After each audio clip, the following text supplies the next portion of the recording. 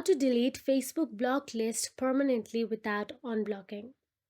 First of all, Facebook does not provide a direct option to delete the block list permanently without unblocking users first. However, here are some possible alternatives. First of all, open the Facebook app on your mobile device and make sure you are logged into your Facebook account. Once done so, simply tap on the three dashboard option available at the bottom right corner of your screen and navigate to the Facebook menu section. Now here, all you have to do is scroll down and tap on the settings and privacy, then on settings.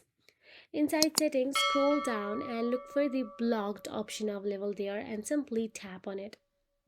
If you don't want to unblock someone but also don't want to see your block list, simply avoid checking it on your settings.